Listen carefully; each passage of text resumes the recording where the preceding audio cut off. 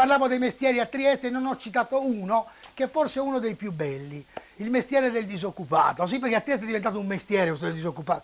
Vuoi perché mancano effettivamente posti di lavoro, vuoi perché, diciamo la verità, dai, c'è più di qualcuno veramente che non ha voglia proprio di fare, come quel tizio che ha trovato un posto e che ha detto c'è un posto di oro.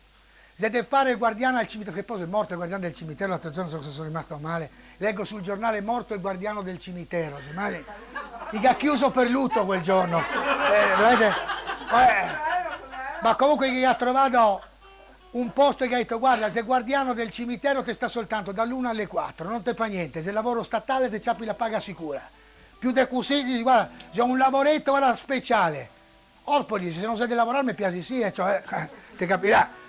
Vai là, dopo una settimana sei licenziato.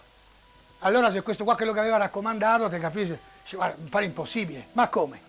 Mi posso capire, voi dovete fatichi, ma là, guardiano del cimitero, non è possibile, non ti facevi niente. E lo so che ha detto, ma se è questione psicologica, la psiche, cosa c'entra adesso la psiche? Ma sì, te sono là dall'1 alle 4, non ti fa niente, d'accordo, te cammini avanti e indietro. E mi camminavo avanti e indietro, così ti capisci? Cosa te fa? Se non ti fa niente da fare, te leggi. Cosa te leggi? Le lapidi. Cioè, mi passavo di là e leggevo.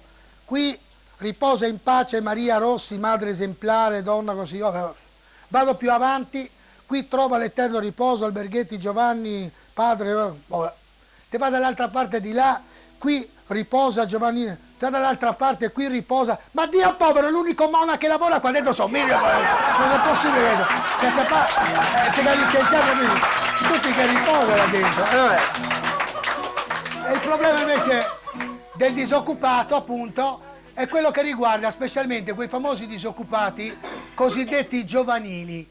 Cioè, voi sapete che c'è una fila a Trieste di disoccupati giovanili, sono quelli che si sono presi il loro bel diploma, la loro bella laurea, però lavoro non si trova, non sai che tocca andare fuori da Trieste a trovare altri lavori perché qua è il problema che riguarda un po' tutti. E allora a questo punto, ecco che noi parliamo un momentino di questo disoccupato giovanile. Vai! Mi son disoccupato giovanile e stago tutto il giorno a far le file. Mi dei concorsi ormai, go fatto zento, stago de casa su al collocamento. Mi gocciapa la laurea già nel 73 e ancora mere meno che lavoro non che n'è. Mio papà faceva il carrossiere, cosa che il tribogliava poveretto per guadagnare 1 milione e che toccava lavorare tutta una settimana. Immagineve che un anno per pagarmi i studi neanche alle Maldive non mi ha mandato, niente. E detto bisogna risparmiare perché mio figlio deve ciappare una laurea, studia. Oggi senza un tocco di carta non te son nessun, ma guarda tuo papà, 30 anni di lavoro e neanche al posteggio, io lo chiamo dottore. Perché oggi in Italia dottori se nasci e disoccupati se diventa, c'è una regola così normale. Adesso dimmi a me studiare, che a me studiare neanche non mi andava tanto, io ero un po' commus come si dice, no?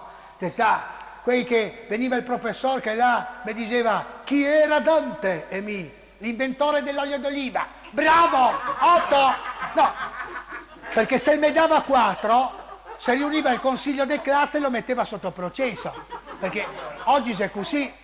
Era un mio amico, mi ricordo, Sgobon, di quei che sa tutto, quei che studia tutto. Oh, si è dovuto andare in soffitta a travestirsi del deficiente se no non entrava neanche a scuola. Non era possibile, gli sparavano, volevamo il 6 garantito, non si può più. Tant'è vero che era uno una volta che diceva, mamma, ora che mia a scuola non vado più. No, guarda che ti a scuola te va.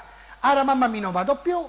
Là tutti quanti mi chiamano fasciste, mi dà piade, mi spuda addosso, mi non vado, ora che ti a scuola te devi andare. Mamma, guarda, mi te ho detto, mia scuola non voglio andare più, sono maltrattati tutti, proprio tutti quanti mi spuda, ora che ti te devi andare a scuola. Prima roba perché te ha 45 anni, e seconda perché te sono il preside, insomma. Ecco, capisci? Però per qua bisogna capire. Adesso diseme voi come te fa. Meno che te studiavi e più che te promuoveva. Siamo arrivati alla matura promossi in 800.000, non vi dico altro. E cosa che abbiamo fatto? Tutti in corteo all'università, tutti. Ad esempio mi ero iscritto, mi ricordo, a Lettere, la più numerosa, 20.000 delori. La prima lezione tenuta in stadio. Se immagini che roba, cos'è entrato sto professor con sta giacchettina nera senza dentro te sentivi cornuto, becco, pareva di essere al derby triestino udinese, veramente, sa. È preoccupante sta roba qua, anche perché ti papà non ti ha pensato a una roba, che l'università oggi la costa i libri, le tasse, le bombe Molotov, le spranghe di ferro, costa tutto oggi. E poi dico, come te fa? 50.000 studenti per un professore, non è possibile. Come te fa? Dico con 20 che ha dato un pugno in testa per uomo, te arrivi a 1.000 e te lo copi. No, dico, e gli altri 49.000 resta ignoranti quella, vero? Neanche un contatto con la cultura noi avrà quella gente, la resterà sempre così, non è possibile. Bon che mica avevo, mi ricordo, l'esame del gruppo. Ah, che bello, ciò. Siamo entrati in 4, cioè ieri poi era Toio Taglian, Zitolo Zottolo e Mona de Oro. Ciao, cos'è entrai dentro? Sto professore non ne ha neanche, guarda, ha detto 30 promossi? No, perché se non ne dava 30, gli era Toio pronto con la 38 che faceva un 48 come nel 68, ti capisci? Gli era già tutto quanto preparato. E allora a questo punto mi sono trovato così, laureato, anche perché oggi laurearsi, gli era un professore povero che aveva a casa il lavandino che espandeva, non dava. Che ha chiamato un idraulico e diceva, senta, l'idraulico poi, dopo 2 mesi e mezzo, che arriva l'idraulico, ti capisci? Cosa si espande il lavandino? Vabbè, che cambia la rondella un quarto d'ora. Arrivato a conto 35.000. Olpoli, siccome 35.000 per cambiare una rondella qua, la che lavora un quarto d'ora.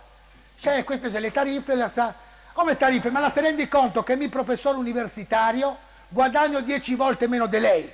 E lo so che ha detto, con ero professore universitario guadagniamo poco anche a Camilla, sa? Vedi, con queste robe qua. E del resto le fate in questa maniera qua.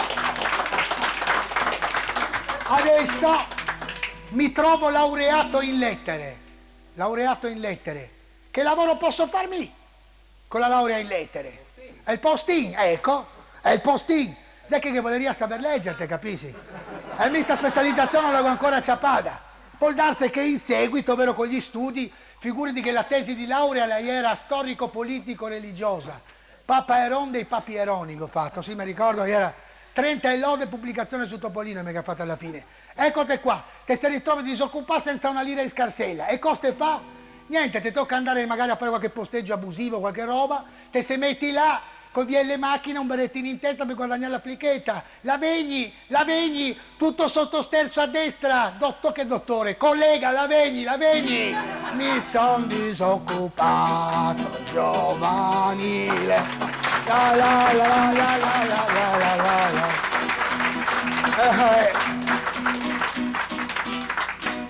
Grazie, anche perché...